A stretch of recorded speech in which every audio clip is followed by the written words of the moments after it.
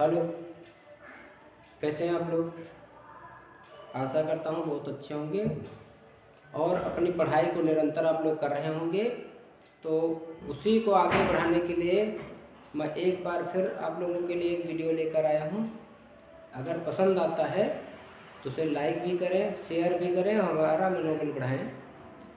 तो पिछले वीडियो में हम बात कर चुके हैं भाग 5, संविधान का 5 भाग। आज हम बात करेंगे हिंदी की।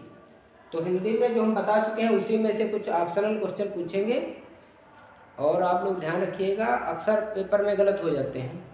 तो सबसे पहले हमने वर्णमाला बताई थी, तो आपको पहला बताना है। पहला प्रश्न है वर्ण कितने प्रकार के होते हैं। वर्ण कितने प्रकार के होते हैं। कितने प्रकार के होते हैं। पहला ऑप्शन है 4, दूसरा ऑप्शन 2, तीसरा ऑप्शन 6 और चौथा ऑप्शन 5। आप लोग बताइए कि वर्ण कितने प्रकार के होते हैं। ए, बी, सी और डी, 4 ऑप्शन हो गए। तो आपको बताना वर्ण कितने प्रकार के होते हैं। आप लोग बताइए, आपको लोगों के लिए 5 सेकंड है। 1, 2, 3, 4, 5। आप लोग बताइए कौन सा। तो वर्ण 2 प्रकार के होते हैं। आपका उत्तर हो जाएगा बी। वर्ण पहला स्वर और दूसरा है व्यंजन। 2 प्रकार के होते हैं, ध्यान रखिएगा, कंफ्यूज नहीं होना है। वर्ण 2 प्रकार के होते हैं। पहला है स्वर, दूसरा व्यंजन। और हम स्वर और व्यंजन के बारे में बता चुके हैं कि इस समय वर्णमाला में कुल 53 वर्ण हैं, उसमें से 13 है स्वर और बाकी व्यंजन है। अलग अलग हम सबकी चर्चा कर चुके हैं। वर्णमाला देख लीजिए हमारा वीडियो वर्णमाला वाला। दूसरा है लुंठित व्यंजन किसे कहते हैं। लुंठित व्यंजन किसे कहते हैं। लुंठित व्यंजन किसे कहते हैं।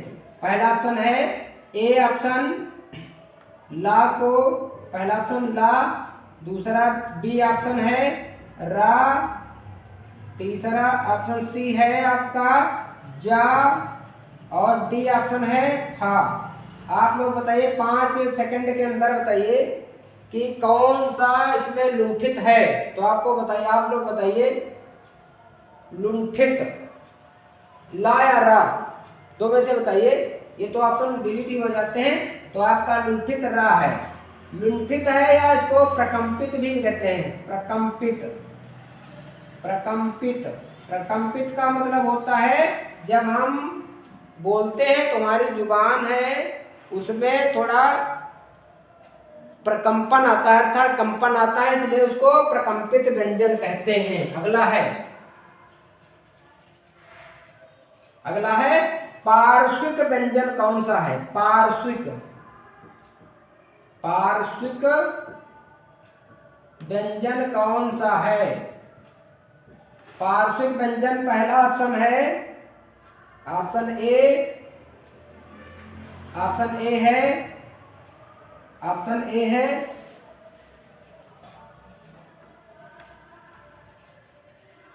देखिएगा, ऑप्शन ए पार्श्विक है रा, पहला ऑप्शन, बी है ला, सी ऑप्शन है टा और फिर डी ऑप्शन है री। इसमें बताइए, व्यंजन की बात करेंगे तो व्यंजन में हम व्यंजन ही लिखते हैं पा। इसमें बताइए कौन सा पार्श्विक कहते हैं। आपका बी ऑप्शन हो जाएगा, ला को पार्श्विक व्यंजन कहते हैं और लुंठित कहते हैं रा को। ध्यान रखिएगा, जिसमें अर्थात पार्श्विक में ला नहीं आता है तो पार्श्विक है ला, और लुंठित में रा नहीं आ रहा है तो आपका पार्श्विक हो जाएगा ला और लुंठित रा हो जाएगा। फिर अगला क्वेश्चन है संज्ञा कितने प्रकार की होती है। प्रश्न नंबर जो भी हो 3 या 4, प्रश्न नंबर 4, संज्ञा कितने प्रकार की होती है। प्रश्न नंबर 4, संज्ञा कितने प्रकार की होती है। कितने प्रकार की होती है, आप लोग बताइए। पहला ऑप्शन है 4, पहला ऑप्शन है ए ऑप्शन है 4, बी ऑप्शन है 5, सी ऑप्शन है 6 और डी ऑप्शन है 3। आप लोग बताइए, अपना विचार बताइए, अपना क्वेश्चन बताइए, अपना उत्तर कौन सा। तो संज्ञा होती है 5 प्रकार की।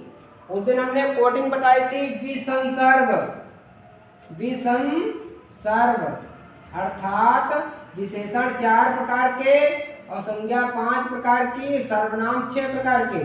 तो 456 याद रखिए और विसंसर्ग शब्द याद रखिए, आपके कंप्लीट हो जाएंगे, इनमें कंफ्यूजन कभी नहीं होगा। अगला क्वेश्चन है, इनमें से कौन सा, इनमें से व्यक्तिवाचक संज्ञा कौन सी है, व्यक्तिवाचक संज्ञा कौन सी है। इनमें से व्यक्तिवाचक संज्ञा कौन सी है।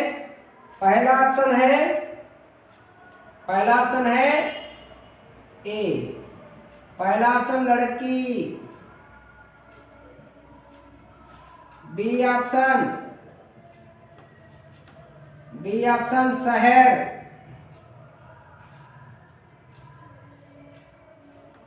सी ऑप्शन लकड़ी,